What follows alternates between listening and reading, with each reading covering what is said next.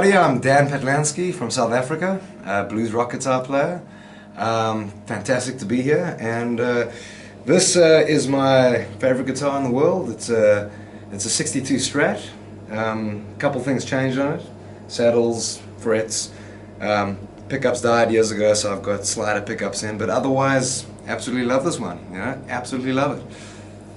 Can you tell me the story of that guitar? Where did you get it? Yeah. When did you get it?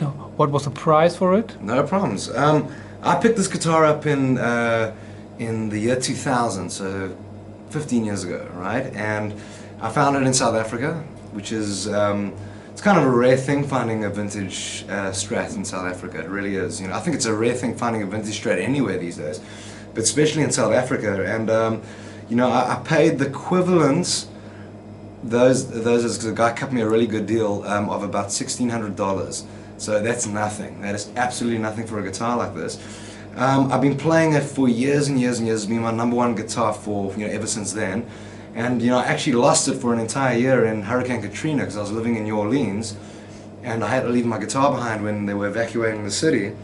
So I had to unfortunately leave it behind, and I kind of wrote it off. It was long gone, and a year later, my American band found it. It was in one piece, and they brought it back to me in South Africa. So that's a fantastic story on this guitar, yeah. All right. I mean, for such a precious guitar, do you need an assurance for that? Do you have an insurance for that?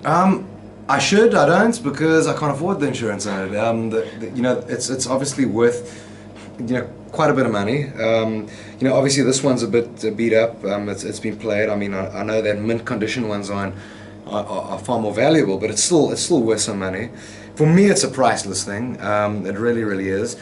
But yeah, I just can't afford to insure it for what it's worth. So I just kind of, it never goes on the truck, the tour truck. It always comes with me. It goes everywhere with me, and that's just you know, in a hardcore flight case, you know, just to kind of protect it. It is kind of, you do panic when you fly a bit. You know, it is a bit of a panic. You know, that you hopefully see your guitar on the other side. But you know, a lot of people say you shouldn't play a guitar that's worth so much money, and you know, it's a vintage instrument.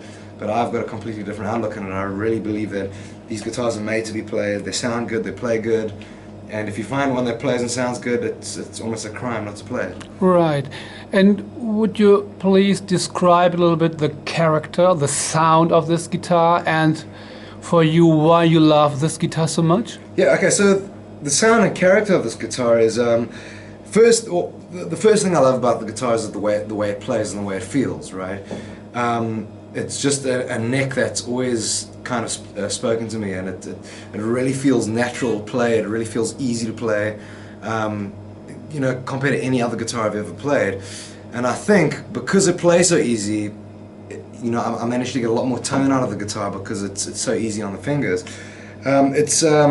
It's a really bright Strat. I mean, it's warm like a 60s Strat, but it's a real beautiful kind of top end on it. I've got like a capacitor resistor on the volume part, like a treble bleed thing, and that is just absolutely beautiful. It really brings out so much beautiful, like silvery top end. So I think it's definitely one of the brightest sounding old Strats that I've ever played. It's really incredible, yeah. Right, and could you name or mention a song on your current album which reflects perfectly the sound of this guitar? Yeah, I would say, you know, where this guitar came out the best in the new album was definitely on 2 tracks, probably Hold On and the slow blues on that album, which is a song called Your War. You know, I've always been kind of a real sucker for slow blues and ballads and that type of stuff, and I really feel that the guitar can really breathe and the tone can really breathe in songs like that. So I really think on those 2 tracks in particular, you know, the guitar really, you know, featured beautifully on those, yeah. All right, thank you very much. No problem.